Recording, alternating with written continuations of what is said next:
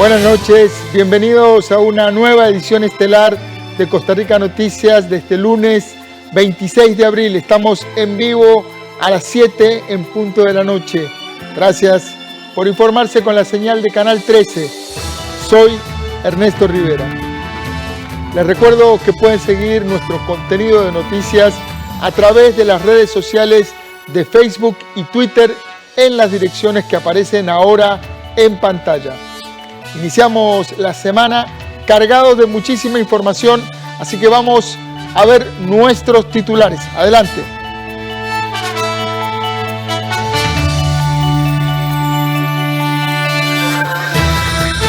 La Fuerza Pública cerró 54 locales e intervino 28 fiestas privadas este fin de semana por incumplimiento de medidas sanitarias. A partir de mañana empieza a regir la restricción vehicular desde las 9 de la noche. Según datos de la Caja, los hospitales México y Calderón Guardia se quedaron sin camas para los pacientes COVID-19 más críticos. Los 8 trenes nuevos que el Incofer compró ya están listos para operar y hoy realizaron pruebas de funcionamiento. Pese a tener que desconvocar la agenda legislativa durante la mitad de esta semana por los casos de COVID, el Poder Legislativo está esperanzado en que la modalidad virtual permita avanzar con los proyectos relacionados al Fondo Monetario Internacional. En la India ya no pueden con los enfermos por COVID-19. Al día se registran más de 3.000 nuevos casos y ya no hay capacidad hospitalaria para atender los casos más complejos. El país ya cuenta con 8 nuevos trenes y hoy se puso el primero de ellos en operación. Salió de la estación al Atlántico rumbo a Cartago. El inicio de operaciones se autorizó después de finalizar las pruebas e intervenciones en distintos puntos de la línea férrea. Vamos ahora a un pase en vivo con la periodista Ana Marta Arce, quien nos informa desde uno de esos nuevos trenes. Se siente desde acá, Ana Marta, el olor a nuevo de ese vagón. Buenas noches. Así es, don Ernesto. Muy buenas noches a usted y a nuestros amigos televidentes. Nosotros vamos en este momento camino a Cartago y es que a eso de las 6 pasadas de esta tarde se inauguró uno de los 8 trenes, o se puso en operación uno de estos 8 trenes. Estamos hablando que es la compra más grande que ha hecho el Incofer. Vamos a hablar acá con doña Elizabeth Briceño, quien es la presidenta del Incofer. Vamos a agarrarnos aquí un momentito, doña Elizabeth, porque vamos en movimiento en este momento. Muy buenas noches, gracias por acompañarnos, doña Elizabeth. Hablemos un poco sobre estos 8 trenes. Ahora nos decían ustedes que miden 38 metros, tienen una capacidad de 372 personas, pero ahora con la pandemia, ¿cuánta capacidad tienen en este momento? Sí, nosotros estamos, de acuerdo a los protocolos que presentamos al Ministerio de Salud, en la segunda fase presentamos un protocolo hasta para 4 fases. En esta segunda fase todos los pasajeros sentados, más un 20% de pasajeros de pie, para un total de 98 pasajeros. Nosotros esperaríamos que conforme se vayan disminuyendo las medidas sanitarias, poder aperturar, y como decimos nosotros, que la esperanza viaja sobre rieles. Cuando estos trenes estén llenos, los 372 pasajeros, la pandemia ya la habremos superado como país. Tengo entendido que se van a poner en operación de forma gradual, ¿es así? Sí, nos vamos a poner en operación de forma gradual. La primera línea va a ser hacia Cartago, luego vamos a continuar con, si nos lo permiten, las reparaciones que estamos realizando hacia Heredia y La Juela, y finalmente hacia Belén. De modo que a finales de junio ya podamos tener los 8 trenes dando los servicios en todos los horarios. Nos decía usted ahora que prácticamente es una compra histórica, y como lo hablábamos ahora hace unos minutos también, es una compra que no se había hecho desde hace 40 años. Desde hace 40 años Costa Rica no invierte en materia de transporte ferroviario. Y con esta compra se ha hecho un hito importante a nivel histórico, porque además es la primera vez que compramos trenes nuevos autopropulsados para los pasajeros, pues con esa visión de poder darle un mejor viaje a nuestros fieles usuarios, personas que siempre están ahí, que siempre nos dan, nos confían su viaje a nosotros, y por ello estamos trabajando. Doña Elizabeth, nada más para terminar, las características de este tren, porque vemos que son trenes muy modernos. Sí, son trenes, recordemos que son hechos para Costa Rica, para nuestras necesidades climáticas, para nuestro estilo, nuestra vía y nuestras características. Tienen aire acondicionado, tienen señalamiento tanto auditivo como visual para una mejor redirección de los usuarios. El piso es antideslizante, los asientos ergonómetros. También tenemos la posibilidad de llevar silla de ruedas para hacer un tren mucho más inclusivo. Muchísimas gracias, doña Elizabeth, muy amable por esta información. Vamos a pedirle a nuestro compañero camarógrafo a ver cómo logramos mostrarles parte de lo que es este nuevo tren, porque como les decíamos, es un poco complicado porque en este momento estamos en movimiento. Les mostramos parte de este transporte público. Vamos a hablar acá con doña Nancy Carpio, que ella es la primera pasajera de este tren. Muy buenas noches, doña Nancy. ¿Hace cuánto utiliza usted el servicio? El día de hoy, este servicio,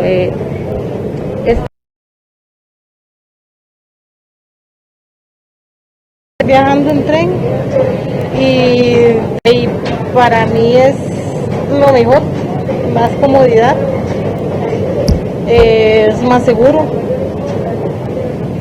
es más económico, es más rápido y la verdad que ya era justo y necesario tener un medio de transporte nuevo, porque ya la capacidad de los otros trenes de ahora en pandemia no se llenan tanto, pero igual esto va a cambiar y va a hacer falta más espacio porque es mucha gente y yo sé que ahora con trenes nuevos la gente se va a apuntar más a viajar en tren porque es algo muy cómodo y muy seguro y ayuda a no contaminar más el ambiente, ¿verdad? Porque, ¿cómo vio el protocolo también? De anti-COVID, muy seguro, sí, aquí todo siempre, en el tren siempre está muy aseado, los cobradores, todo siempre está muy limpio. Perfecto, doña Elizabeth, muchísimas gracias. Bueno, como les comentábamos, vamos rumbo a Cartago. Salió a eso de las 6:30 de la tarde de la estación del Atlántico. Son 8 nuevos trenes que se van a estar poniendo en funcionamiento de manera gradual, don Ernesto. Nosotros vamos a continuar el viaje y mañana estaríamos ampliando más detalles de esta inversión que realizó el Incofer. Recordemos que son poco más de 32 millones de dólares. Vuelvo con usted al estudio principal donde tiene más noticias, don Ernesto. Buenas noches. Buenas noches, muchas gracias. Ana Marta Arce en vivo desde el tren que va en este momento rumbo a Cartago, una de las nuevas unidades que está inaugurando el Incofer. Cambiamos de tema. Mañana martes comienzan a regir las nuevas medidas de restricción adoptadas por el gobierno para contener el incremento de casos de COVID. Se amplía la restricción vehicular durante toda la semana, comenzando a las 9 de la noche y hasta las 5 de la mañana. De la misma manera, todos los establecimientos que tengan permiso de funcionamiento del Ministerio de Salud deberán cerrar a las 9 de la noche. Vamos a un pase en vivo con el periodista Andrés Ortiz, quien nos informa desde una de las calles de Pirro en Heredia. Buenas noches, Andrés, adelante. Gracias, don Ernesto. Buenas noches para usted y para los televidentes. Así es, estamos en la entrada de la ciudad de Heredia, aquí en la pura calle de la entrada de la ciudad de Las Flores. Esto porque el día de mañana comenzará a regir nuevamente la restricción vehicular para todo el país a partir de las 9 de la noche. Es decir, los vehículos no podrán salir uno en vehículo a partir de las 9 de la noche hasta las 5 de la mañana del día siguiente. Por tanto, también los locales que tengan permiso de funcionamiento del Ministerio de Salud deberán cerrar a las 9 de la noche. Esta es la medida que se anunció el sábado anterior por parte del gobierno para tratar de contener el aumento de casos por COVID-19. Este martes 27 de abril comenzarán a regir las nuevas medidas que el gobierno dictó para tratar de contener el avance de la pandemia que se incrementó en las últimas semanas. Se trata de una sola medida y es la restricción vehicular, que será para todos los días de la semana. Iniciará a las 9 de la noche hasta las 5 de la mañana. A partir de esa hora no podrán circular ningún vehículo y de la misma manera a las 9 de la noche deberán cerrar todos los establecimientos con permiso de funcionamiento del Ministerio de Salud. Además, se mantiene la restricción para circular dentro de San José, dependiendo del último número de la placa. 1 y 2 no pueden circular los lunes, 3 y 4 los martes, 5 y 6 los miércoles, 7 y 8 los jueves, 9 y 0 los viernes. En cuanto a los fines de semana, la restricción se mantiene de la siguiente manera. No pueden circular en todo el país los sábados los vehículos cuya placa finalice en 1, 3, 5, 7 y 9, mientras que los domingos no lo pueden hacer los finalizados en 0, 2, 4, 6 y 8. Efectivamente, la policía estaba realizando varios operativos durante toda la semana pasada con mucho énfasis los fines de semana para garantizar y dar cumplimiento a las medidas sanitarias, la aplicación de la restricción vehicular sanitaria, la visita a los establecimientos comerciales para verificar los aforos, el distanciamiento entre mesas, el resto de medidas obligatorias por parte del Ministerio de Salud, y a partir de mañana vamos a estar con la aplicación de los cierres a la hora respectiva. Entre el sábado y el domingo la policía atendió el reporte por 28 fiestas. Además, se ejecutaron el cierre de 54 locales por incumplimiento de medidas. En tan solo los últimos 9 días, la policía atendió 2.940 incidentes como cierres, inspecciones o fiestas entre el 16 y el 25 de abril. También se tuvo que intervenir en algunas otras actividades, fiestas, especialmente reportes que recibimos a través del 911, donde se tuvo que intervenir y pedir a las personas que finalizaran con el evento. Estamos hablando de fincas, de fiestas en fincas, principalmente esto fue lo que se atendió el domingo en la tarde, y vamos a seguir en esa línea haciendo un control y verificación no solamente de los locales comerciales para que asegurarnos que estén cumpliendo las medidas sanitarias, sino que atendiendo todos los incidentes que ingresan vía 911 relacionados con la infracción a estas medidas. La nueva restricción vehicular rige hasta el domingo 16 de mayo. Bien, un día para que comience a regir nuevamente esta restricción vehicular a las 9 de la noche, la policía también se enfoca en detectar esas fiestas clandestinas o actividades masivas donde se estaría violentando, se estaría irrumpiendo con la medida de no aglomeraciones, y es lo que se ha enfocado la policía durante los últimos días, principalmente los fines de semana. Don Ernesto, esta es la información que tenemos desde Heredia. Regreso con usted al estudio. Buenas noches. Muchas gracias, Andrés Ortiz, en vivo desde Heredia.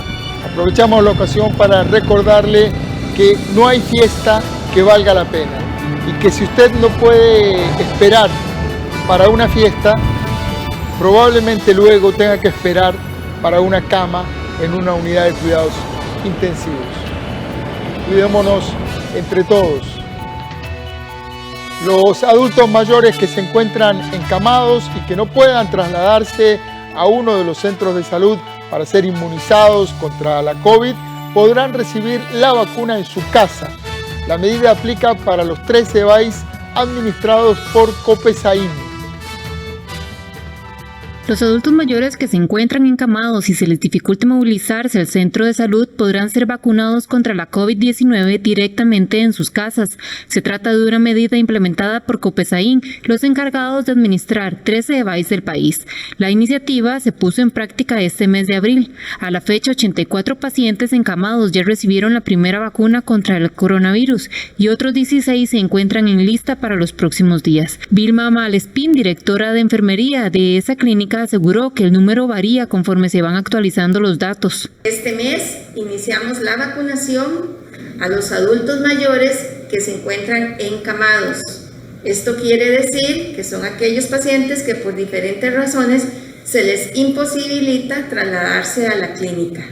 De ahí la necesidad de que aquellos adultos mayores que aún no han recibido la vacuna contra el COVID sus familiares se comuniquen con nosotros. Para agilizar el proceso, la cooperativa financiará el transporte privado para el traslado del personal de salud y del equipo requerido para la aplicación de la vacuna. La atención del paciente encamado es considerada una prioridad para su condición física en tiempos de pandemia, por lo que los familiares de pacientes encamados que requieren este servicio pueden comunicarse a la central telefónica 22 40 90 44 con extensión 121 del Departamento de Enfermería. El horario de atención de esta cooperativa es de 7 a.m. a 4 p.m. de lunes a jueves y los viernes de 7 a.m. a 3 p.m. Es importante considerar que recibirán la vacuna a domicilio solo las personas encamadas que no puedan movilizarse o caminar por su propia condición física. Los pacientes son visitados por asistentes técnicos de atención primaria en salud, conocidos como ATAPs o auxiliares de enfermería, que siempre van acompañados con un médico general en caso de presentarse una emergencia durante la vacunación. Al corte de este lunes 26 de abril, la Caja Costarricense de Seguro Social reportó 755 personas internadas por COVID-19, de los cuales 444 permanecían en camas de salón, mientras que 311 ocupan una cama de cuidados intensivos. Según este mismo corte, en todo el sistema hospitalario solo quedan disponibles 30 camas UCI para atención de pacientes graves por COVID-19 o atención como pacientes de tránsito o por enfermedades como infartos. Dentro del mismo tema, el Sindicato Nacional de Enfermería cuestiona el manejo que ha tenido el gobierno con la pandemia y con la compra de vacunas, mientras que los sindicatos en educación insisten en volver a clases virtuales. El Sindicato Nacional de Enfermería pide al gobierno más transparencia con el manejo de la pandemia en el país y solicita que se dé más información sobre la situación que acontece en los hospitales ante el incremento de casos de COVID-19. El gremio manifestó su preocupación en una conferencia de prensa donde también cuestionaron el proceso de vacunación contra la COVID-19. Según los datos de Lenín Hernández, secretario general del SINAE en Costa Rica, el 6% de la población ya cuenta con la vacuna y un 4% está a la espera de la segunda dosis, mientras que en Chile el 40% de la población ya está vacunada. Hernández cuestionó al gobierno por solo mantener negociaciones con 2 casas comerciales para adquirir la inmunización.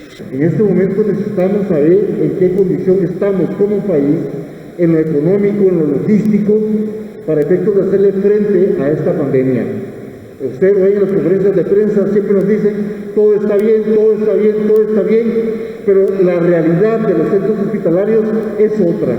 Y eso es lo primero que queremos exigirle, en este caso, al señor Ministro de Salud, señor Presidente de la República y a otras autoridades de la Caja Costarricense de Seguro Social. La transparencia, porque lo perverso de todo esto es que si algo sucede mal con relación al manejo y control de la pandemia, los responsables son los funcionarios de la Caja, los responsables es la Caja Costarricense de Seguro Social, y no es así, porque el ente rector en materia de salud es el Ministerio de Salud. El segundo punto, lo mencioné anteriormente y lo reitero, que de acuerdo al comportamiento del COVID y el éxito que han tenido otros países con relación al manejo de la pandemia, como Israel, Inglaterra, el mismo en Latinoamérica, Chile, eso es a través de un proceso de inmunización por medio de las vacunas. Pero estos países no se han casado con 1 o 2 casas comerciales, han sido con todas las empresas farmacéuticas que tienen disponibles en este momento en el mercado más vacunas. De dicha conferencia también participó el Sindicato de Trabajadoras y Trabajadores de la Educación Costarricense, SEC, quienes aprovecharon para insistir al MEP volver al 100% a clases virtuales, así como también que se vacune lo más pronto posible a los educadores. Porque tenemos reportes de todo el país, de las diferentes zonas, de que en una u otro circuito habrá 1 o 2 escuelas que están siendo compañeras y compañeros contagiados del COVID. Pero lo peor de esto es que sale un compañero o una compañera con COVID y esa escuela sigue normalmente trabajando.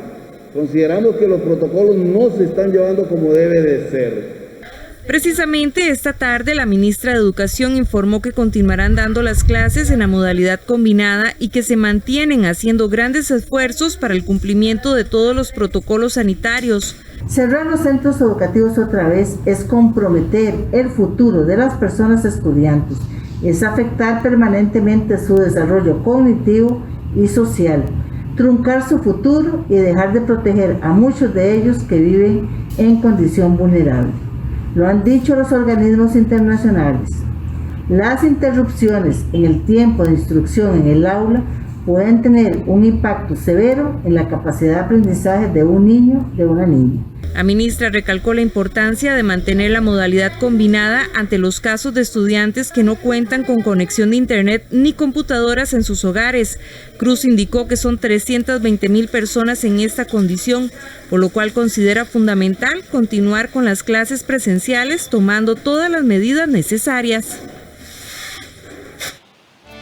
Vamos a hacer ahora una pausa comercial muy breve, pero quédese en la señal de Canal 13 que ya regresamos con toda la información que usted necesita.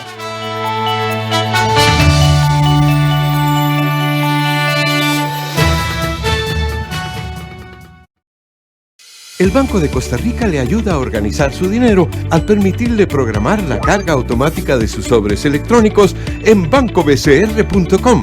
Los sobres son divisiones dentro de su misma cuenta que le permiten apartar y ordenar mejor su dinero. Separa el pago de los servicios públicos, gastos del hogar, educación, viajes y otros. Ingrese a bancobcr.com y programe de forma automática sus sobres electrónicos. Somos el Banco de Costa Rica. Respetar las medidas contra la COVID-19 es mi responsabilidad, porque luego voy a mi casa con mi familia. Yo tuve COVID, estuve internado 15 días, vi personas morir de lo que yo tenía, y eso no lo quiero para mi familia, ni para mis compañeros. Por eso uso mascarilla, mantengo la distancia, y me lavo las manos constantemente, y así los protejo a ellos. Ritsu es el mayor de 3 hermanos. ¿Cancerígeno? Cuando su madre es hospitalizada debido a una enfermedad, él debe hacerse cargo de ellos. Encárguense de este desorden y yo les haré algo de cenar. Así, él va descubriendo el maravilloso mundo de la cocina, pero todo empieza a complicarse cuando descubre que es adoptado. Aun cuando Kyoko y tú no están conectados por sangre, también eres el niño precioso de Kyoko, así como Shirade y Kanade. Una comida para el corazón. Una historia familiar que nos conmoverá. De lunes a viernes a las 11:30 de la mañana. Solo en 13. Costa Rica Televisión. Prepárate para un viaje lleno de sorpresas y felicidad. BN Vehículos presenta el paseo más divertido. Tenemos el mejor financiamiento para todas tus aventuras al volante. Solicítalo ya. Banco Popular presenta el tipo de cambio. Y a las 7 de la noche con 23 minutos vamos a repasar cuál fue la cifra de corte en la cotización del dólar hoy. El precio del dólar en la compra, 611 colones con 52 centavos. El precio del dólar en la venta, 619 con 10 centavos.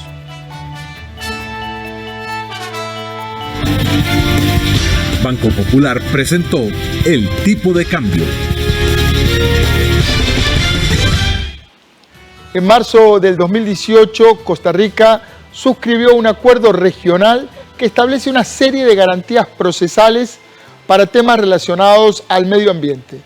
El acuerdo se conoce internacionalmente como el Acuerdo de Escazú. Fue analizado por el Congreso en la Comisión de Asuntos Internacionales y recibió un dictamen positivo unánime.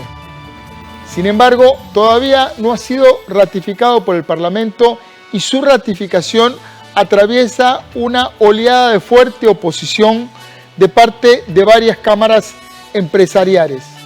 Para analizar este tema, invité esta noche a la directora del Centro de Derecho Ambiental y Recursos Naturales, el CEDARENA, doña Irene Murillo. Buenas noches, Irene. Bienvenida a Costa Rica Noticias. Buenas noches y muchas gracias por la invitación. Doña Irene, para entender qué cambios o novedades introduce el Acuerdo de Escazú en la legislación costarricense. Bueno, el acuerdo da un marco general en relación con 3 derechos que se conocen como derechos de acceso, que son el derecho a la información, a la participación pública y a la justicia en asuntos ambientales. Estos son 3 derechos que ya son parte de nuestra legislación, pero agrega algunos temas sumamente importantes como es la protección de las personas defensoras del ambiente y en ese sentido lo que procura es garantizar que estas personas puedan expresarse sin amenazas, sin inseguridad a su vida o a su integridad física. Y además da un marco regional de cooperación y de fortalecimiento de capacidades para los países en un marco de progresividad en la aplicación de estos derechos.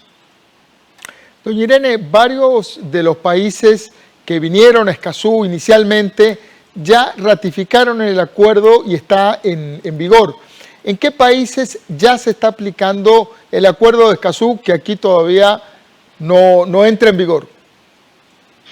Bueno, el acuerdo fue firmado por 24 países, entre los que está Costa Rica, y necesitaba 11 ratificaciones para entrar en vigor. Entró en vigor el 22 de este mes, ratificado por Antigua y Barbuda, por Argentina, por Bolivia, por Ecuador, por Guyana, por México, por Nicaragua y Panamá, por San Kitts y Nevis, Santa Lucía, San Vicente de las Granadinas y Uruguay.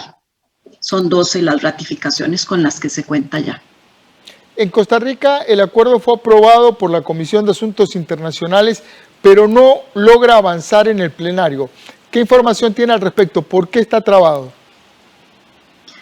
Bueno, ha tenido una historia legislativa un poco accidentada el acuerdo, porque cuando se envía consulta a la Sala Constitucional después de haber sido aprobado por unanimidad en primer debate, la Sala señala un vicio de procedimiento.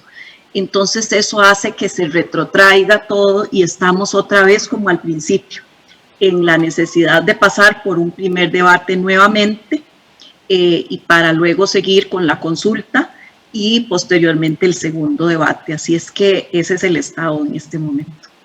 El Tratado de Escazú tiene una fuerte oposición entre algunas cámaras empresariales como la UCAEP y la Cámara de Industria Alimentaria. De la información que usted tiene, ¿qué es lo que objetan? ¿Cuál es el reclamo? Bueno, yo he tenido acceso a las manifestaciones públicas de estas cámaras y las hemos analizado con cuidado. Encontramos que no tienen un fundamento legal, realmente señalan algunos problemas en relación con la seguridad jurídica y el desarrollo económico, pero en realidad este es un acuerdo que por el contrario nos da un marco general que es regional, y yo creo que eso es muy importante para nuestro sector productivo, dado que en algunos momentos ellos mismos han señalado que la discrepancia en cuanto a regulaciones ambientales en Costa Rica podría ser una desventaja para ellos en términos de competitividad. Ahora tenemos un instrumento regional, ¿verdad?, que da un marco para América Latina y el Caribe, y eso es definitivamente un marco de seguridad jurídica. Así es que yo creo que eso es muy importante y creo que eso responde a muchas de las inquietudes que se han expresado de parte de algunos grupos. Muchísimas gracias por la explicación y por su análisis. Irene Murillo, de Sedarena. Gracias, doña Irene. Cambiamos de tema, vamos a hacer un repaso por el reporte epidemiológico y los datos COVID para el 26 de abril, hoy. El país registra 1.203 nuevos casos de contagio. En total, en lo que lleva a la pandemia, hemos alcanzado 241.240 casos confirmados de COVID. En total han fallecido ya a causa de la pandemia 3.168 personas y quedan solo en este momento 5 camas de cuidados críticos disponibles de las 123 camas UCI que tiene el país. En total, la caja registra hoy 2 cifras récord: 743 personas internadas por COVID, de ellas 328 requieren de cuidados intensivos, una situación crítica para la disposición de camas y la capacidad de atender pacientes COVID en la caja. Nos vamos ahora a una pausa comercial y al regresar le contamos que pese a tener que desconvocar la agenda legislativa durante la mitad de esta semana por los casos de COVID, el Poder Legislativo está esperanzado en que la modalidad virtual permita avanzar con los proyectos relacionados al FMI. Ya volvemos con esta información.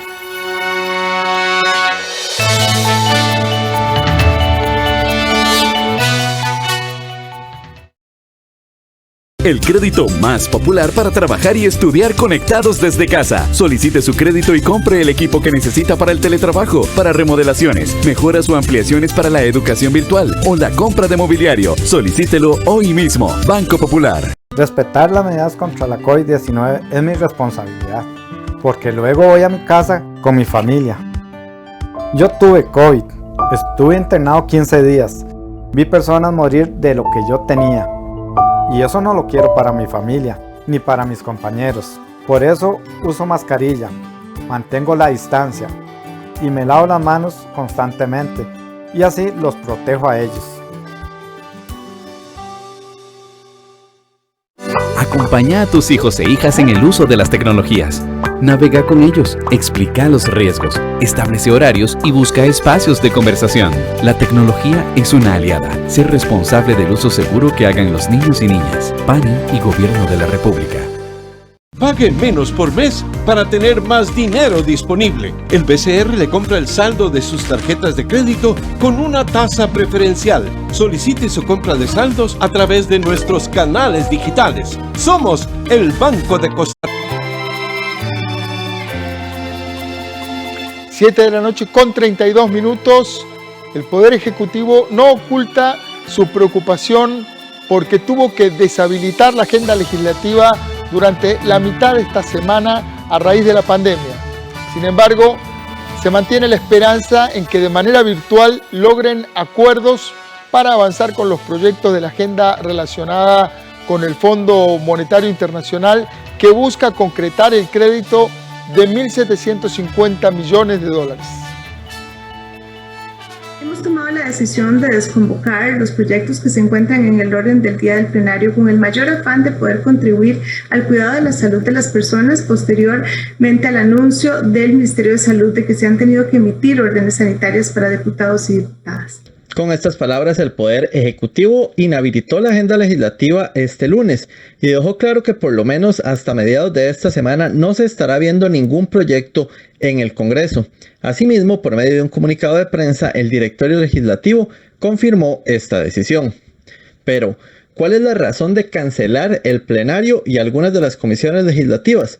Pues la misma que entorpece el accionar del país en muchas áreas, la COVID-19.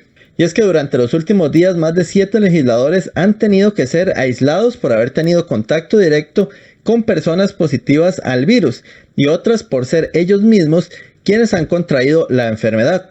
El último caso reportado es el de Xiomara Rodríguez, jefa de fracción de Restauración Nacional. Además, el contagio de uno de los asesores de la presidencia del Congreso, quien es una de las personas que más se reúne con los diputados y las diputadas, terminó de complicar la situación.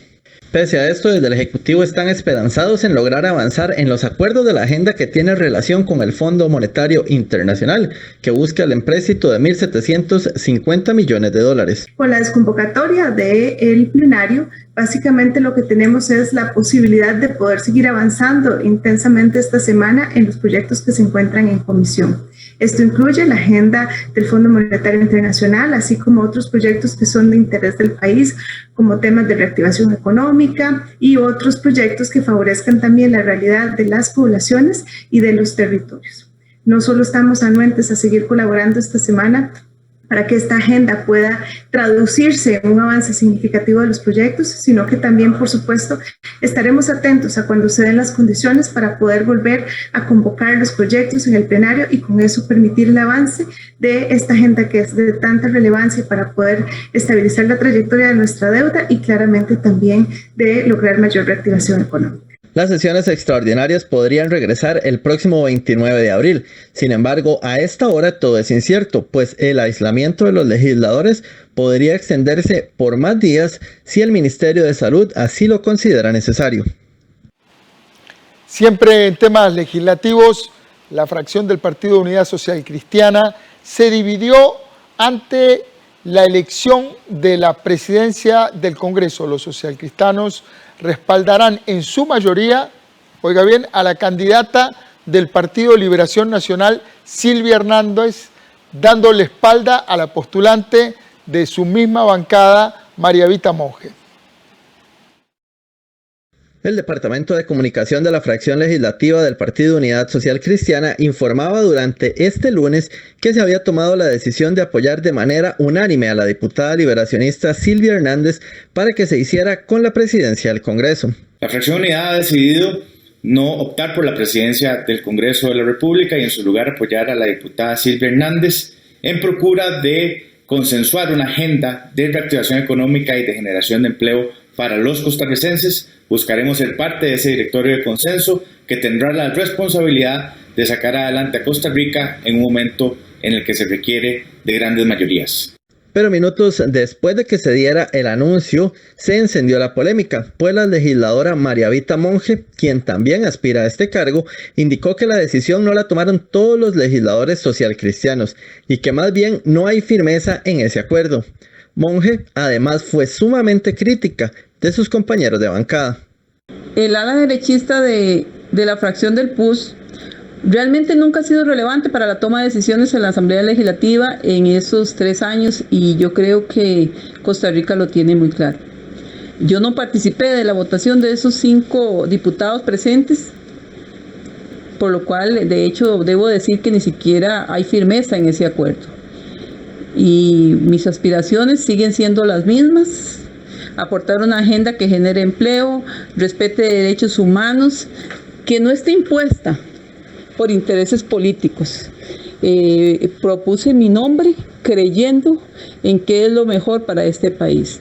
Para hacerse con la presidencia del Congreso se deberá contar con mayoría absoluta, es decir, si llegaran los 57 diputados el día de la elección, la ganadora deberá obtener al menos 29 votos.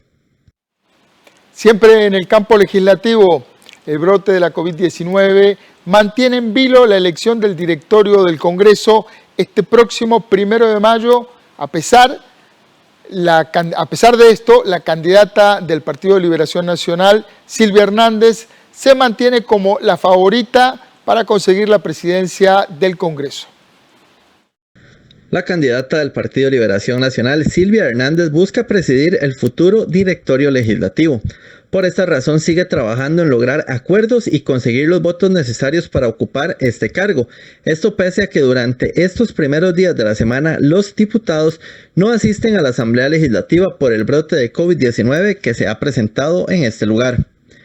Hernández, quien se postula como la candidata favorita para ocupar la presidencia del primer poder de la República, ya cuenta con el respaldo de su bancada, es decir, 16 votos más el adicional de ella.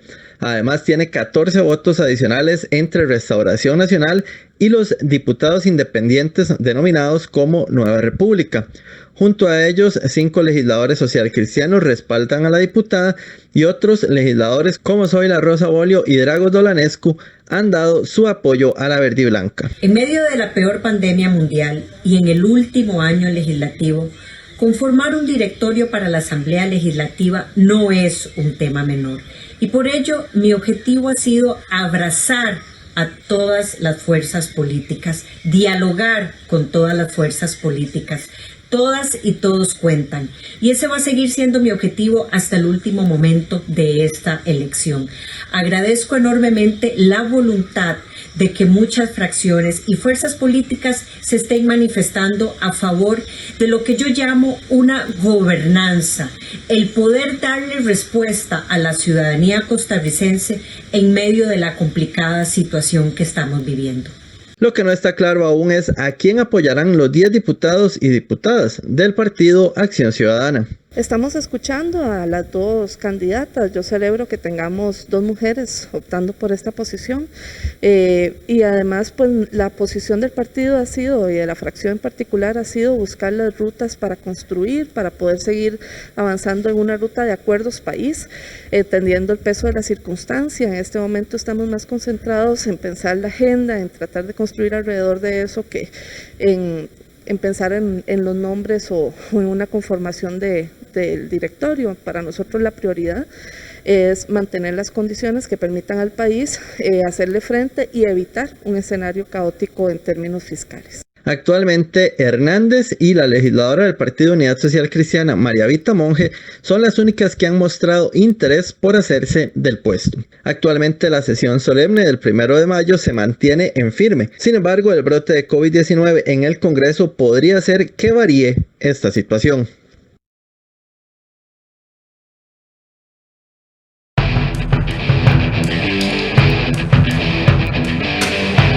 Vamos ahora a los deportes con un adelanto de lo que vamos a tener en unos minutos en Deportivas del 13. Le doy la bienvenida a nuestra compañera Andrea Salazar. Buenas noches, Andrea.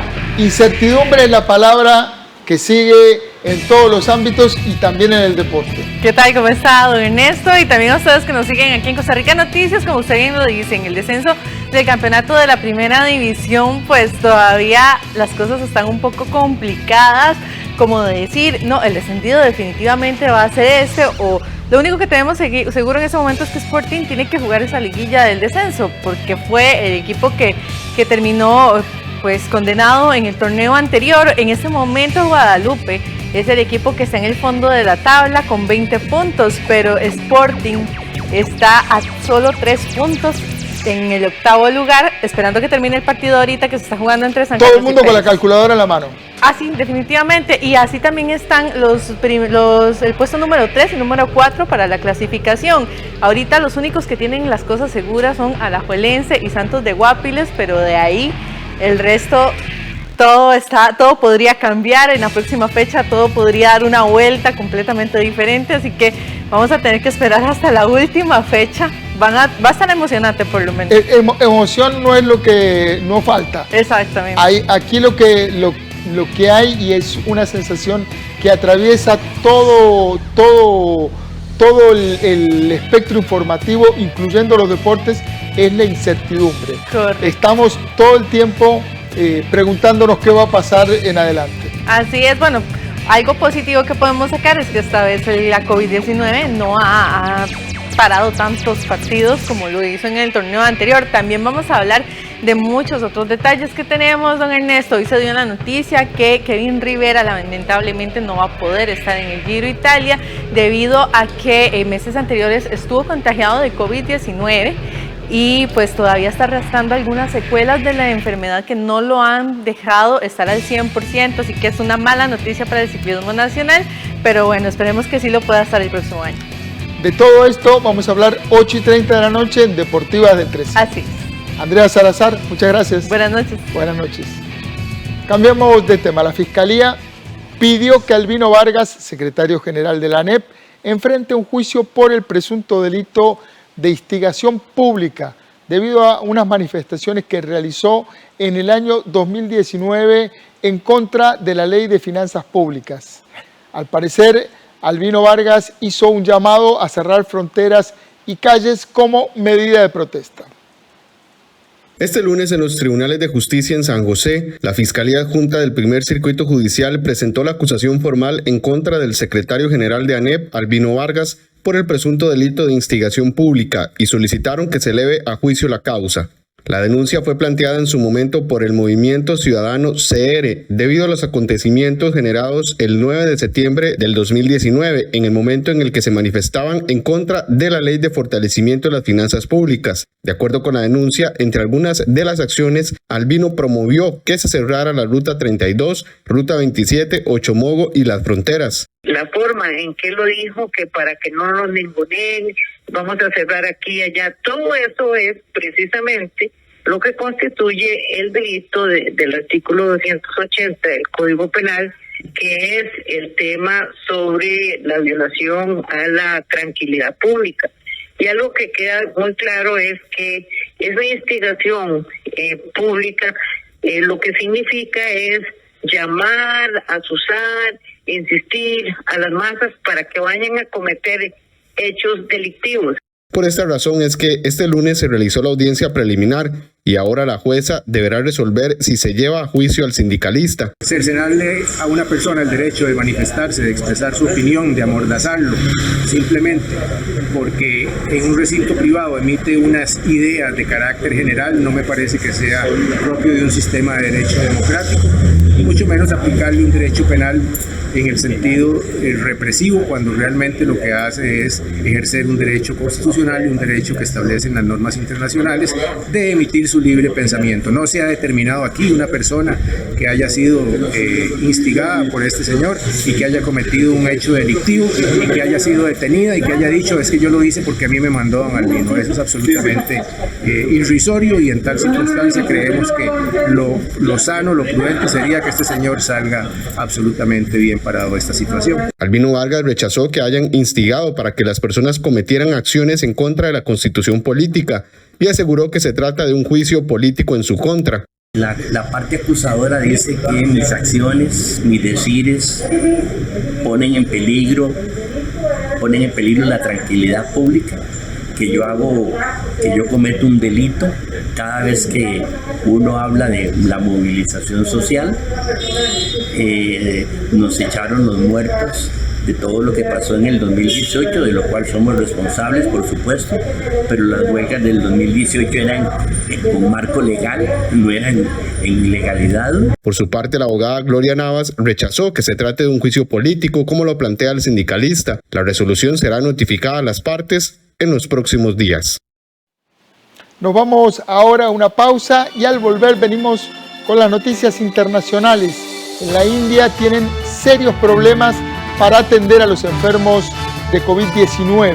En la India se registran cada día más de 300.000 nuevos casos y falta el oxígeno. No hay capacidad hospitalaria para atender a los casos más graves. Al volver de la pausa, le mostramos estas escenas.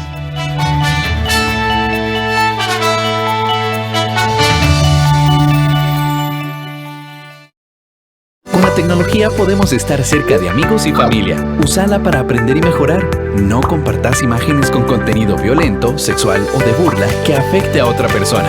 La tecnología es una aliada. Hace un uso seguro y responsable de ella. PANI y Gobierno de la República. Hondureños, guatemaltecos. Una columna de cientos y cientos de migrantes centroamericanos que avanzan unidos en una masiva huida hacia adelante. La desesperación los guía rumbo al norte y los anima la esperanza de dejar atrás la violencia, la pobreza y el desempleo. Para ellos, el sueño americano se reduce a un deseo mucho más humilde, el de unas condiciones de vida aceptables. RT Reporta, los lunes a las 9:30 de la noche, aquí en 13, Costa Rica Televisión.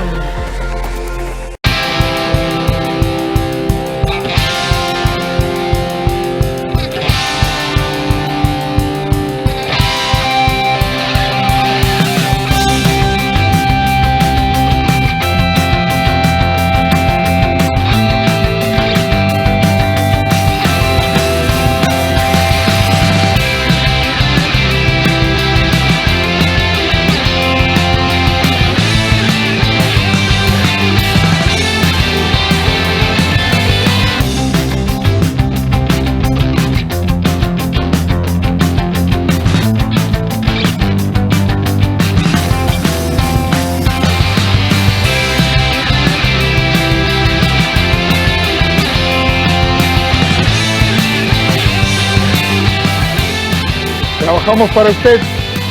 Somos la televisión pública de Costa Rica.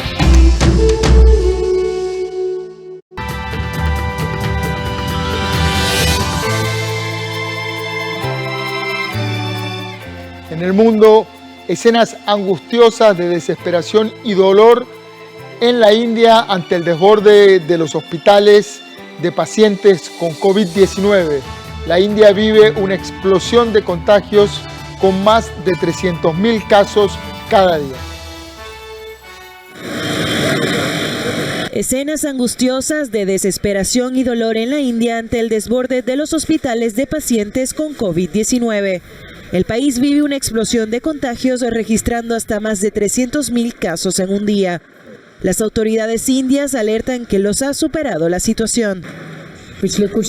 Hay una grave escasez de oxígeno en Nueva Delhi, que necesita 700 toneladas métricas al día, y el gobierno central solo nos ha asignado 480 toneladas métricas, y ayer solo nos dieron 10. La comunidad internacional se ha movilizado para mandar ayuda lo antes posible. Ursula von der Leyen ha informado que la Comisión está coordinando una misión de apoyo. Alemania ha prometido enviar generadores móviles de oxígeno y el Reino Unido envía respiradores, entre otros equipos. Por su parte, Singapur ha enviado bombonas de oxígeno por avión y Estados Unidos ha informado que enviará pruebas rápidas de COVID junto con equipos de protección para el personal sanitario. El primer envío de ayudas salió de Reino Unido el domingo y está previsto que llegue este martes. A lo largo de la semana se realizarán más envíos. Se sospecha que la explosión de contagios se deba a una nueva variante que esté circulando en la India. El país asiático tiene los peores datos de propagación del mundo. Ha superado los 17 millones de casos y registra más de 190.000 muertos en total por el virus. La sobrecarga de los centros de salud y la escasez de insumos médicos dejan a la India contra las cuerdas. La Unión Europea inició una acción legal contra el laboratorio sueco-británico AstraZeneca, al que acusa de incumplir sus compromisos en las entregas de vacuna contra el COVID. Así lo anunció la Comisión Europea, en tanto el laboratorio califica los señalamientos como infundados.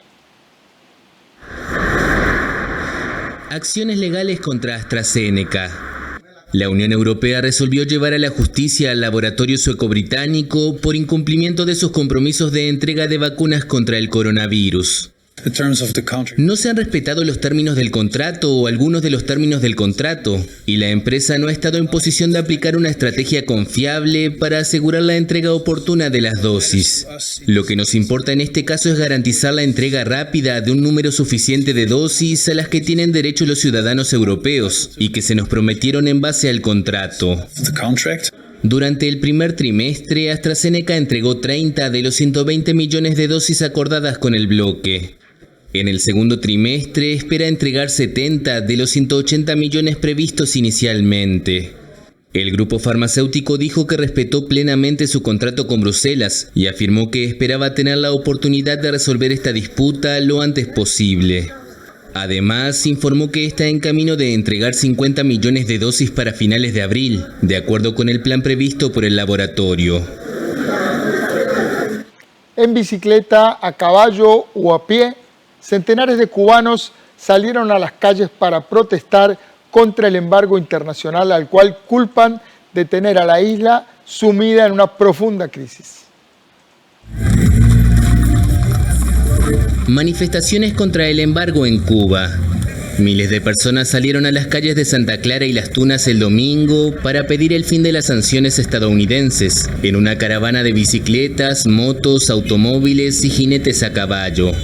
Medios estatales informaron que durante el fin de semana también se produjeron protestas más pequeñas de la comunidad cubana en el extranjero, incluso en una veintena de ciudades de Estados Unidos. El 28 de marzo pasado se había organizado ya una caravana contra el embargo en el malecón de la capital. Tras un acercamiento histórico pero efímero entre 2014 y 2016 bajo la administración de Barack Obama, las relaciones entre La Habana y Washington se volvieron especialmente tensas con Donald Trump, que endureció el embargo en vigor desde 1962. Washington reprocha a las autoridades cubanas las violaciones a los derechos humanos y su apoyo al gobierno de Venezuela. Las esperanzas de que las tensiones disminuyeran con la elección de Joe Biden se han ido desvaneciendo ante la percepción de que Cuba no es una prioridad para la nueva administración. Las protestas se producen en un momento en que Cuba, enfrentada a una tercera ola de la pandemia de coronavirus, superó el sábado la marca de los 100.000 casos, en una población de más de 11 millones de habitantes. El pequeño helicóptero de la NASA, Ingenuity, realizó su tercer vuelo en Marte este domingo. Ingenuity avanzó más lejos y más rápido que en sus dos salidas anteriores, con un máximo de 7 kilómetros por hora. Ingenuity sigue cumpliendo objetivos en Marte.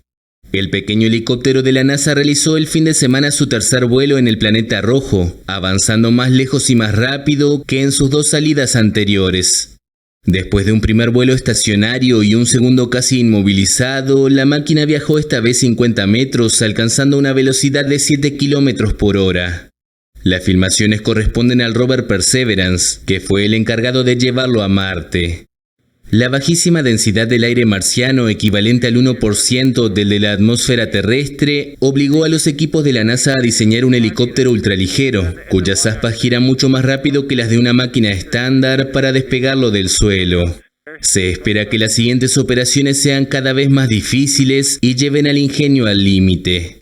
Pase lo que pase, dentro de un mes como máximo, el experimento se detendrá para permitir que el rover Perseverance se dedique a su tarea principal, buscar antiguos rastros de vida en el planeta rojo. A las 7 de la noche con 56 minutos, llegamos al final de esta edición estelar de Costa Rica Noticias. Gracias por informarse con Canal 13. Buscamos darle contenido de actualidad y contexto.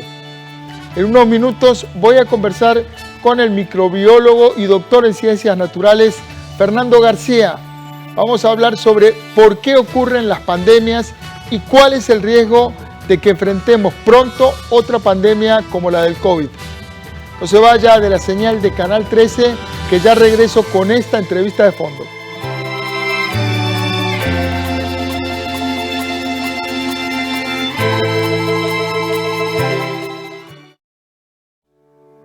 Estudia carreras cortas